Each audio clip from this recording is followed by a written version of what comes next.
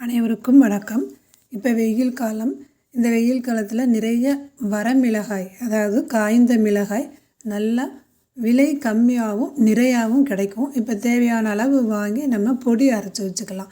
பெரிய பெரிய ஹோட்டல் மற்றும் கடைகளுக்கெல்லாம் சப்ளை பண்ணுறவங்க இந்த மாதிரி நிறைய இப்போ இந்த டைமில் தான் வாங்கி வச்சு அரைச்சி எல்லாம் யூஸ் பண்ணுவாங்க. நம்ம வீட்டுக்கு தேவையான அளவு அரைக்கிறதுக்கு 1 கிலோ வரமிளகாய், 1 கிலோ கொத்தமல்லி, வர கொத்தமல்லின்னு சொல்லுவோம் இல்லையா, அதையும் வாங்கியிருக்கு. இதை எப்படி அரைக்கிறதுன்னு பார்ப்போம். காம்பு வேண்டான்னு நினச்சா காம்பை நீக்கிட்டு நம்ம நல்லா வறுத்துக்கலாம், அல்லது காம்போடு வறுத்துக்கலாம். நான் காம்பு இல்லாமல் வறுத்து எடுத்துக்கிறேன். மிளகாய் ரொம்ப வறுக்கக்கூடாது, அளவாக வறுக்கணும். ரொம்ப வறுத்தா கருப்பாயிரும், கருப்பாகாமல் வறுத்து எடுக்கணும். அடுப்பு சிம்மிலேயே வச்சுக்கலாம்.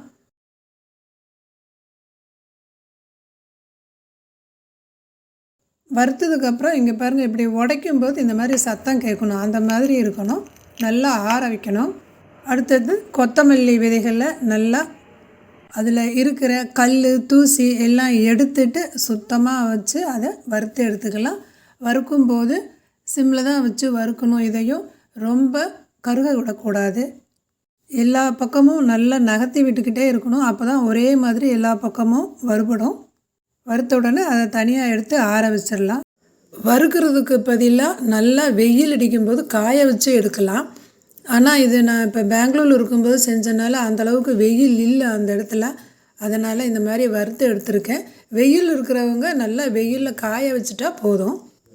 மிளகாயும் கொத்தமல்லியும் வறுக்கும்போது கருப்பாகாமல் எதுக்கு எடுக்க சொல்கிறதுன்னா, அது கருப்பாகிடுச்சுன்னா அரைச்சி முடித்ததுக்கப்புறம் மிளகாய் தூள் பார்த்தா ரொம்ப டார்க்காக தெரியும், இந்த ப்ரௌன் கலராக இருக்கும். அதனால தான். அதுக்கு பதிலாக சிவப்பு கலராக வேணும் அப்படின்னா நம்ம கரெக்டாக அதே பதத்தில் வறுத்து எடுக்கணும்.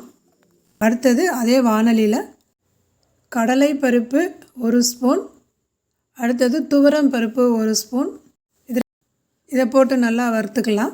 அது கூடவே ஒரு கீற்று கருவேப்பிலை வறுத்ததை எடுத்து தனியாக வச்சுட்டு, அடுத்தது 1 டேபிள் ஸ்பூன் அளவுக்கு சீரகம், 3/4 ஸ்பூன் அளவுக்கு மிளகு, அது ரெண்டையும் வறுத்துக்கலாம். ரொம்ப பொரியக்கூடாது. பொரிய ஆரம்பிக்கும் போதே நம்ம ஸ்டவ் ஆஃப் பண்ணிடலாம்.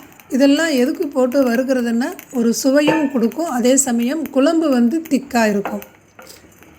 அடுத்தது சிறிதளவு கடுகு. இந்த கடுகு போடுறது சீக்கிரமாக பூச்சி பிடிக்காமல் இருக்கும், அதுக்காக தான் போடுறது. அடுத்தது வெந்தயம் 1/2 டேபிள் ஸ்பூன், ரொம்ப கசக்கும், அதனால் அளவாக போட்டு அதையும் நல்லா வறுத்துக்கலாம். அடுத்தது பெருங்காயம், கட்டி பெருங்காயமாக இருந்தால் இப்போ போட்டு வறுத்து எடுத்துக்கலாம். அல்லது பெருங்காயத்தூளை மிளகாய் தூள் அரைத்து முடித்தவுடன் இதையும் அது கூட போட்டு நல்லா கலக்கி விட்டு எடுத்து வச்சிடலாம். அடுத்தது 1/2 டேபிள் ஸ்பூன் அளவுக்கு பச்சரிசி, அதையும் நல்லா வறுத்துட்டு ஒரு தட்டில் போட்டு இந்த மாதிரி நல்லா ஆற விட்டுறணும் எல்லாத்தையும். இப்போ மெஷினில் கொடுக்காம மிக்சியில் தான் அரைக்க போகிறேன்.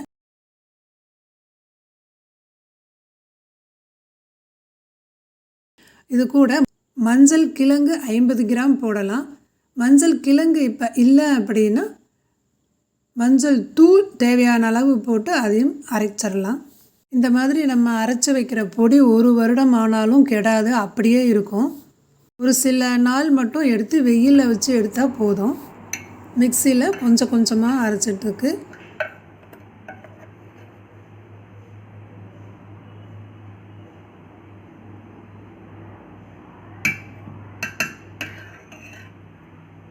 இப்போ எல்லாமே அரைச்சி முடிச்சாச்சு. இதை நல்லா ஆற வச்சுட்டு இந்த மாதிரி ஒரு சம்படத்தில் எடுத்து போட்டு வச்சிட்டிங்கன்னா நல்லாயிருக்கும். அப்படியே வச்சுக்கலாம், நீண்ட நாள் வச்சுக்கலாம். இதில் சாம்பார் வச்சா நல்லா ருசியாக இருக்கும். நீங்களும் இது மாதிரி அரைங்க. நன்றி.